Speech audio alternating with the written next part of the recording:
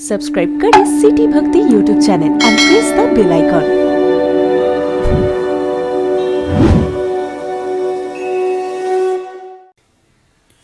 इसलिए महाराज मनु को संतोष नहीं है कि माना कि there is no crime rate, zero crime rate, सब लोग नियम और कानून का पालन कर रहे हैं, लेकिन मैं इस स्थिति से संतुष्ट नहीं हूं क्योंकि कई लोग ऐसे हैं जो इसलिए चोरी नहीं कर रहे हैं, इसलिए गलत काम नहीं कर रहे हैं कि उनके मन में दंड का भय है।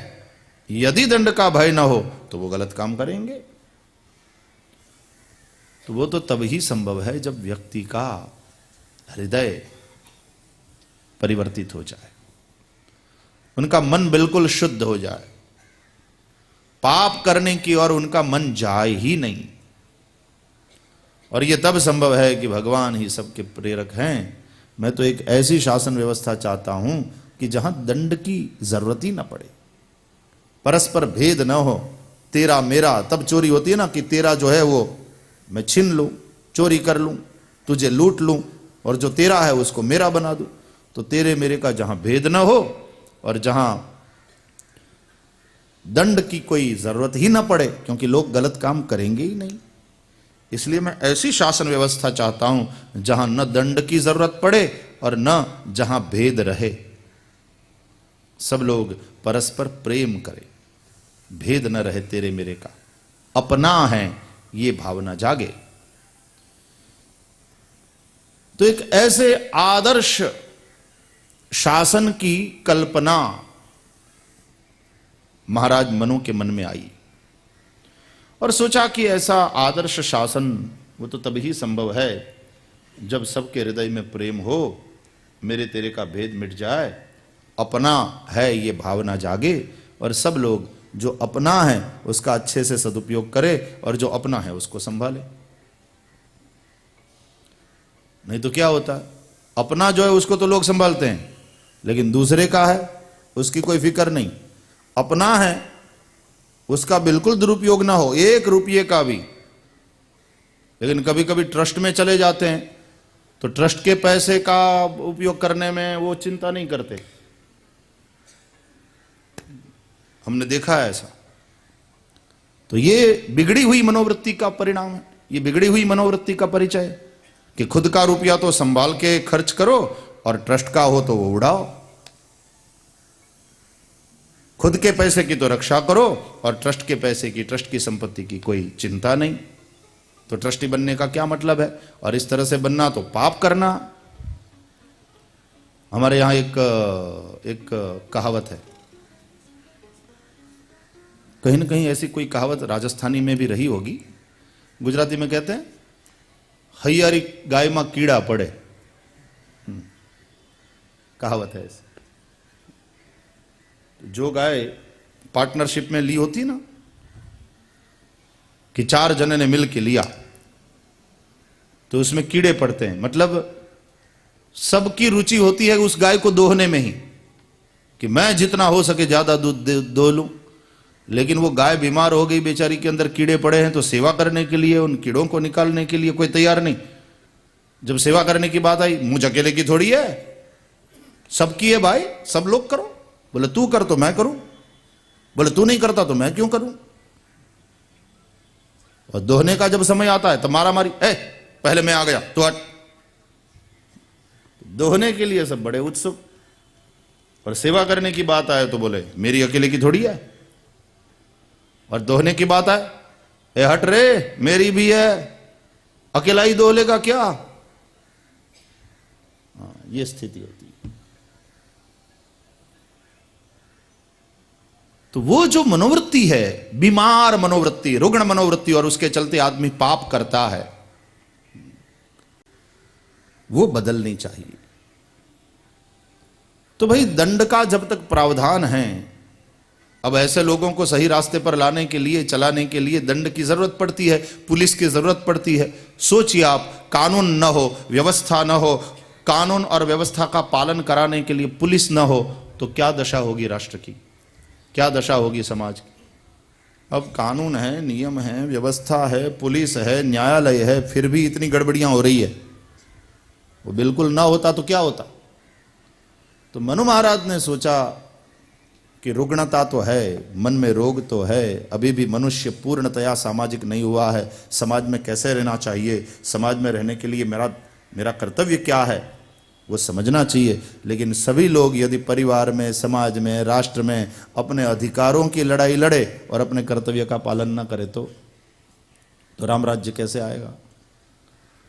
तो राम राज्य की एक आदर्श शासन व्यवस्था की कल्पना सबसे पहले महाराज मनु के मन में उठी और वो उस शासन व्यवस्था को आदर्श शासन व्यवस्था मानते हैं जिसमें न दंड का भय हो, दंड की जरूरत ही न पड़े और न कहीं भेद हो, मेरे तेरे का भेद ही न हो। भाई मेरा तेरा और मैं अभिमान, यही तो माया है।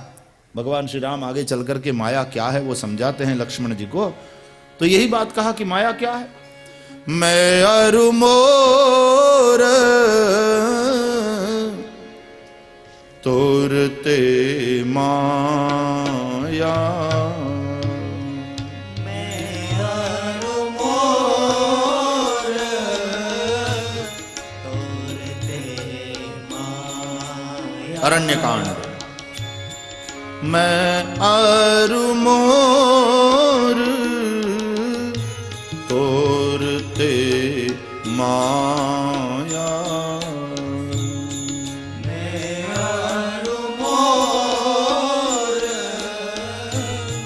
तोरते माया। जेहि बस कीने जीवन काया। जेहि बस की। भगवान श्री राम पंचवटी में लक्ष्मण जी को उपदेश कर रहे हैं। लक्ष्मण जी ने 5 प्रश्न पूछे हैं। एक प्रश्न है माया क्या है। जेहि बस कीने जीवन काया। जेहि बस की। भगवान श्री राम माया क्या है सरल शब्दों में समझाते हैं लक्ष्मण जी को। गोचर जहाँ लगी मन जाई। गोचर लगी मन जाई।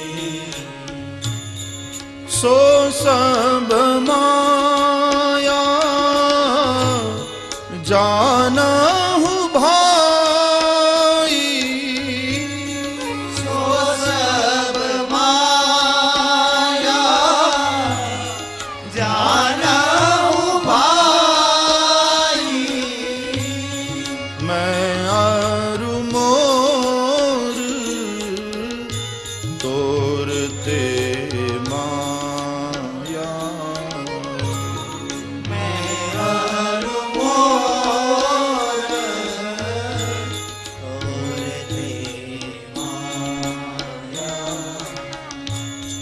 जेहि बस कीने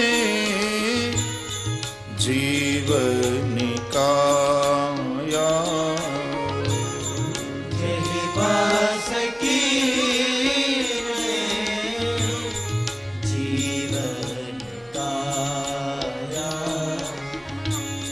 जीवन काया।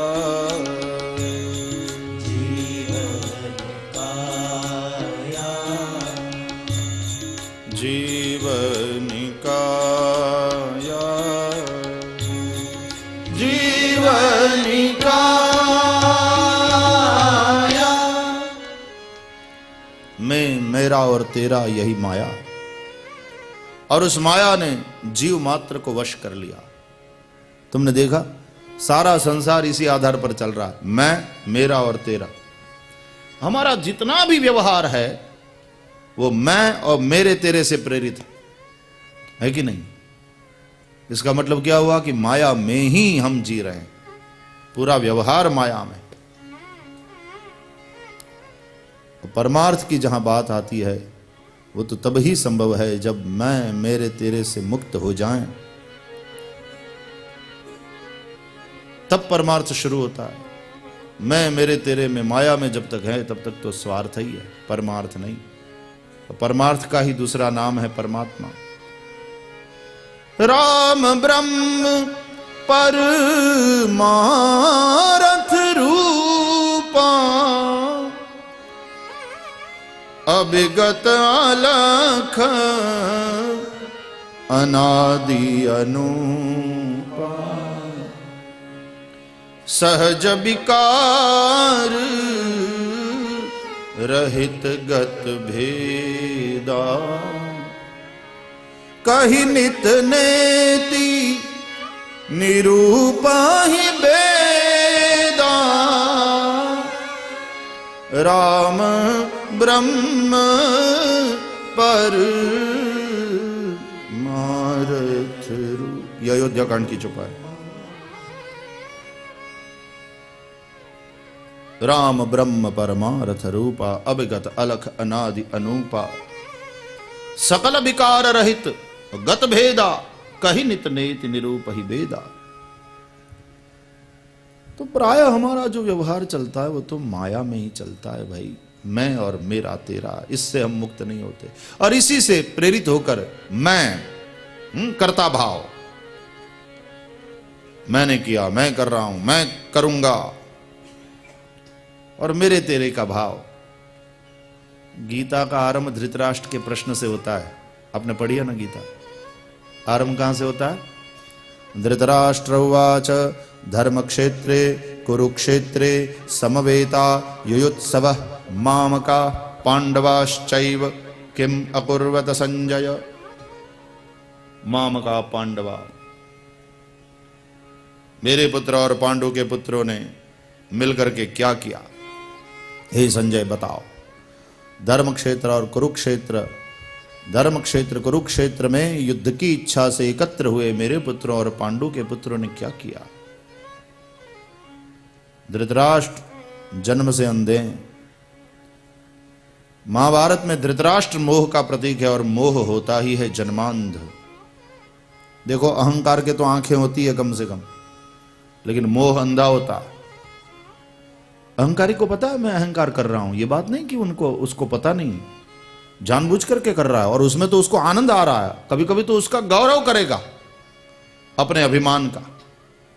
अरे भाई अभिमान का गौरव करना ही है तो कैसे, किस अभिमान का गौरव करें, वो भी रामायण सिखाती। सुतीक्ष्ण जी ने किया वो गौरव। अस अभिमान जाहि जनि भोरे, अरण्यकांड। मैं सेवक रघुपति पति मोरे। हे प्रभु मुझे ऐसा अभिमान दीजिए कि मैं श्री राम का सेवक हूं और श्री राम जैसे मेरे स्वामी। अभिमान करना भी सिखाती है रामायण, लेकिन कैसा अभिमान, कौन सा अभिमान और कैसे करें सीखिए सुतीक्ष्ण जी से। लेकिन हमको अभिमान है अपनी सत्ता का, अपनी विद्वता का, अपने पद का, अपनी प्रतिष्ठा का।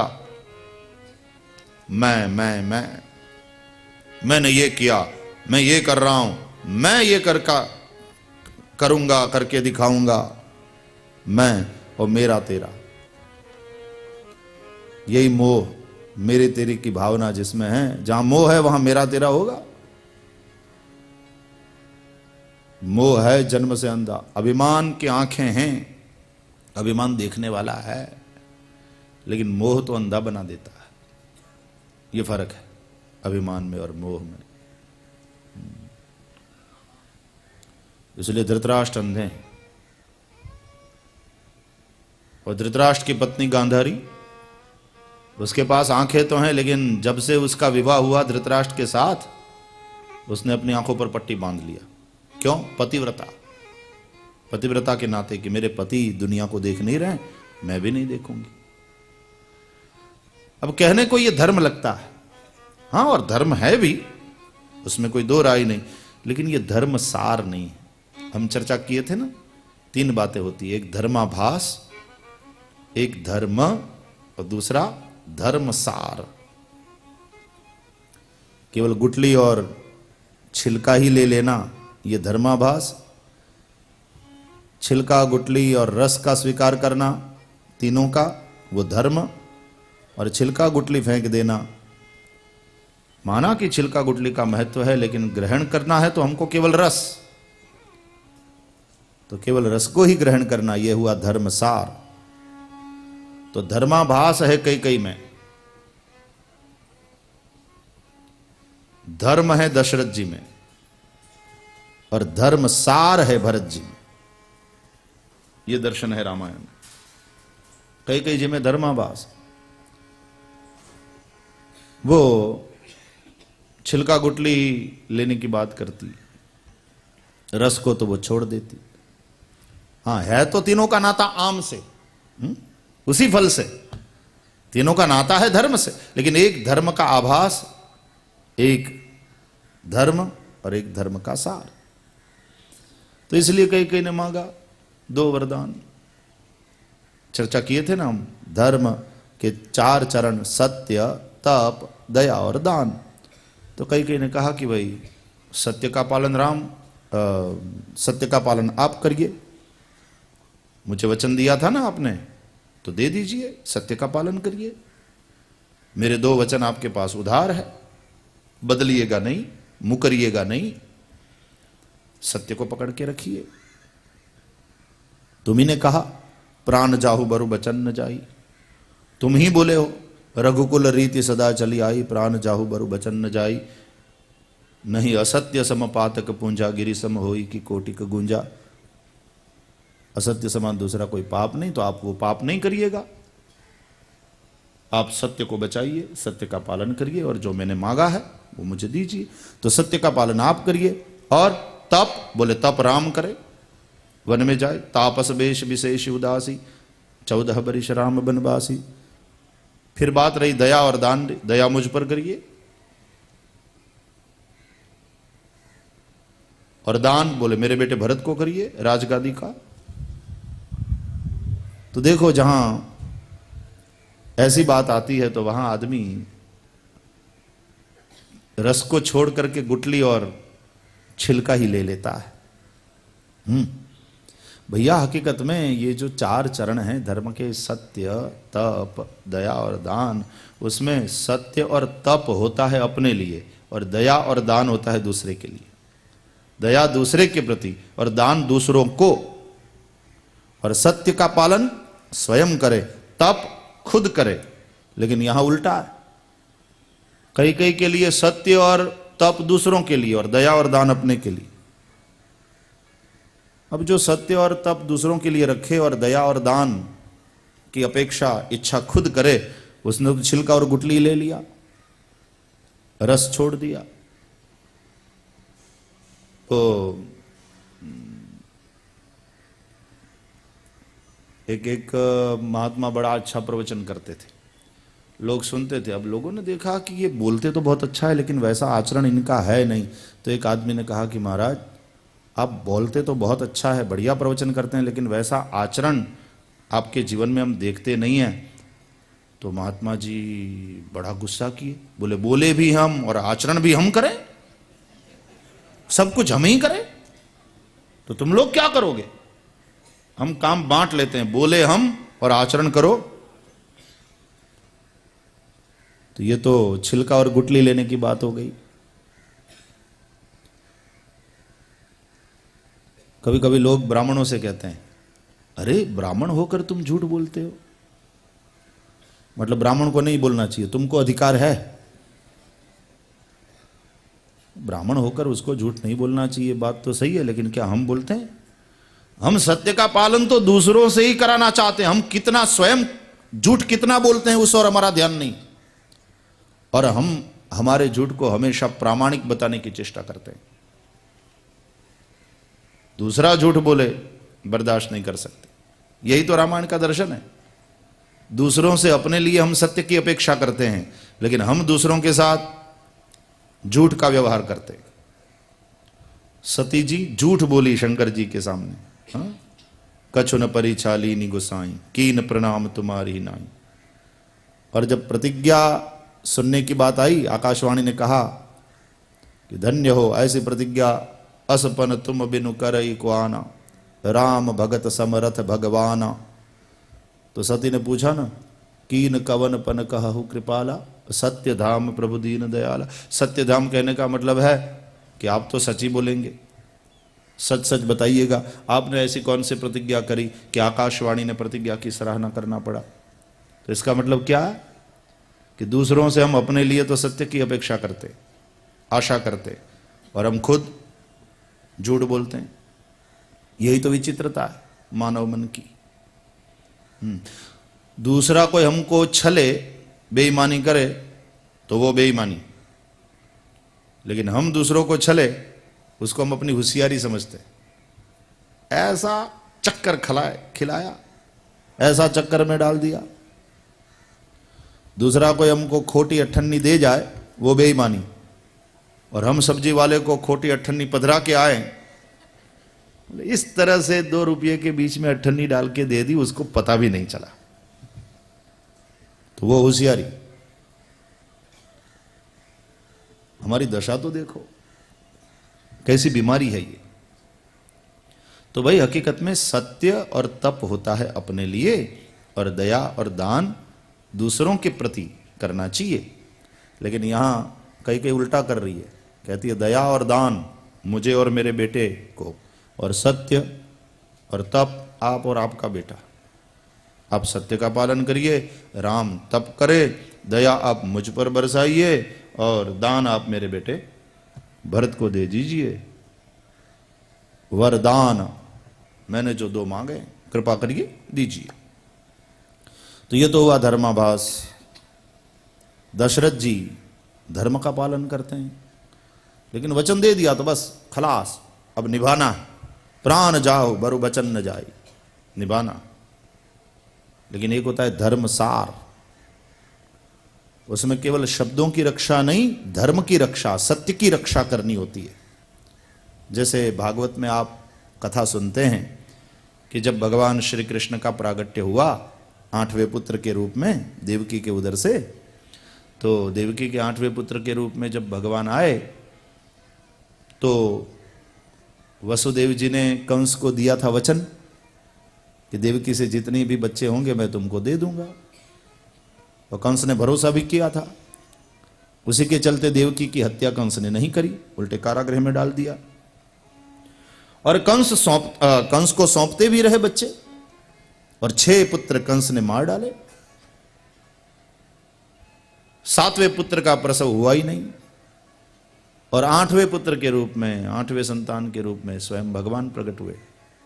तो क्या वसुदेव जी ने कंस को दिए हुए वचन को निभाया? वचन के अनुसार तो कंस को दे देना चाहिए। ये बेटा भी लेकर के जाते कंस के पास, लेकिन वसुदेव जी ने क्या किया? कंस के पास नहीं गए, लुका छिपा के गोकुल पहुंचा दिया अपने मित्र नंद के घर, और वहां से उनकी पुत्री को लेकर के आए और उसको अपनी पुत्री के रूप में प्रस्तुत किया। बोले भले ही नहीं, लेकिन कंस ने तो मान लिया कि यही देवकी का 8वां संतान है, तो मार डाला उस पुत्री को। देखा जाए तो लगता ऐसा है वसुदेव जी के व्यवहार से कि वसुदेव जी ने बड़ा धर्म किया। सीधी बात है, दिखता तो अधर्म है। प्रश्न यह उठता है कि ऐसा अधर्म करने वाले व्यक्ति के घर में भगवान पुत्र बनकर के आ सकते हैं? अब तक वसुदेव जी ने वचन निभाया था, जब कृष्ण का प्रागट्य हुआ तो वो वचन कहां गया? तो देखो यही है धर्मसार, कि वसुदेव जी ने कंस को कहे हुए शब्दों से भी ज्यादा महत्व दिया सत्य की रक्षा को। परम सत्य वसुदेव के पुत्र के रूप में, श्री कृष्ण के रूप में प्रकट हुआ। जब भगवान मां देवकी के गर्भ में पधारे तो देवताओं ने स्तुति करते समय यही प्रार्थना करी थी, सत्यव्रतम सत्यपरम त्रिसत्यम सत्यस्य योनिं निहितं च सत्ये सत्यस्य सत्यमृत सत्यनेत्रम सत्यात्मकं त्वां शरणं प्रपन्ना। तो वही परम सत्य देवकी के उदर में आया है बालक बन करके। अब उसकी रक्षा करना यही परम धर्म है। धर्म न दूसर सत्य समाना, सत्य की रक्षा करना यही परम धर्म है। वसुदेव जी ने उसी की रक्षा किया, कंस को कहे हुए शब्दों की रक्षा नहीं किया। अब यह बड़ी सूक्ष्म बात है कि धर्म की रक्षा के नाम पर कभी कभी हम धर्म वादीपना, सत्यवादी पने का अपना जो अहंकार है, धार्मिकता का जो अहंकार है, सत्यवादी पने का जो अहंकार है, उसकी रक्षा में लग जाते हैं। ये बड़ी सूक्ष्म बात है और साधक को सावधान रहना चाहिए कि मैं सत्य की रक्षा कर रहा हूं कि सत्यवादी पने के अपने अहंकार की रक्षा कर रहा हूं। इसलिए हमने वो दृष्टांत देखा था कि वो आदमी जा रहा है और उसके सामने एक छुप गया, 4 गुंडे आए हाथ में। उन्होंने पूछा कि आपने किसी को भागते हुए देखा? उसने कहा कि हाँ। कहाँ गया? बोले कहीं नहीं, ये छुपा। उन 4 गुंडों ने उस आदमी की हत्या कर दी। तो क्या वो सत्य है?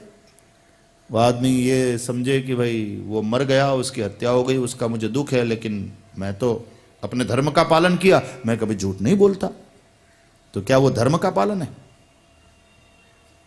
वही वाली बात हो गई, छिलका गुटली ले लिया, रस फेंक दिया।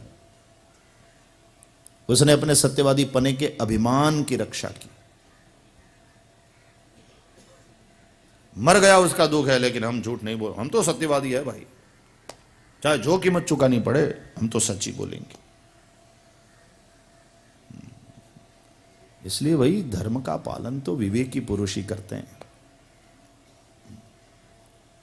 देखा जाए तो भरत जी चुपचाप धर्म का पालन कर लेते, क्योंकि गुरु वशिष्ठ जी ने कहा है कि राम ने पिता की आज्ञा के अनुसार, तुमको भी चाहिए कि पिता की आज्ञा के अनुसार इस राज्य गादी का स्वीकार करो, तो भरत राजा बन जाते यदि धर्म की बात होती तो। गुरु जी ने कहा भी था, अनुचित उचित विचार तजी जे पालहि पितुबैन ते बाजन सुख सुयश के बसहि अमरपति। स्वीकार कर लेते, लेकिन नहीं, भरत जी ने न गुरु की बात मानी, न माताओं के अनुरोध को स्वीकार किया, न सचिवों की प्रार्थना को सुना, न जनता की भावनाओं का आदर किया। भावावेश में सब बोल रहे हैं, पता। और भरत जी धर्म के सार को पकड़ते हैं, न छिलका न गुटली, रस क्या है उसको पकड़ते हैं। यही वजह है कि वशिष्ठ जी बहुत भरत जी को परखने के बाद, भरत जी को देखने के बाद, भरत जी के व्यवहार को देखने के बाद, भरत जी की एक एक बात को सुनने के बाद, तब चलकर जब भरोसा हो गया, तब जाकर के वशिष्ठ जी कहते हैं, समु जब कहब करब तुम जोई, धर्म सार जग होई ही सोई। तो भरत जी वो महापुरुष हैं जो धर्म ही नहीं, धर्म के सार को ग्रहण करते हैं।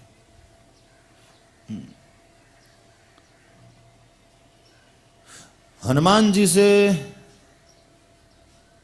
राम जी ये तो कहेंगे कि तय मम प्रिय लक्ष्मण तय दूना। जब हनुमान जी को थोड़ा बुरा लग गया, जब राम जी ने पहचाना नहीं, अब भगवान नहीं पहचानते ये बात तो है ही नहीं, वो किष्किंधा कांड की कथा है ना। लेकिन भगवान ने लीला करी कि भाई जब तुम ये नाटक कर रहे हो, मुझे पूछ रहे हो कि मैं कौन हूं, तो मैं तुमसे पूछ रहा हूं कि तुम कौन हो। तो लक्ष्मण, ये हनुमान जी जान गए, अपने प्रभु को पहचान गए और उनके चरण में गिर पड़े और कहा कि मैं तो मतिमंद हूं, मोह और अज्ञान के कारण मैं तो भूल गया, लेकिन मेरे मालिक आपने इस सेवक को बिसरा दिया, आप मुझे भूल गए। बड़ा बुरा लगा हनुमान जी को। तो राम जी ने हनुमान जी को अपने हृदय से लगाया और कहा कि अरे सुनु कपि जनि मानसी जिय ऊना, तय मम प्रिय लक्ष्मण ते दूना। देखो, मन को छोटा मत करना, बुरा मत मानना, तुम तो हकीकत में इस लक्ष्मण से भी मुझे डबल प्यारे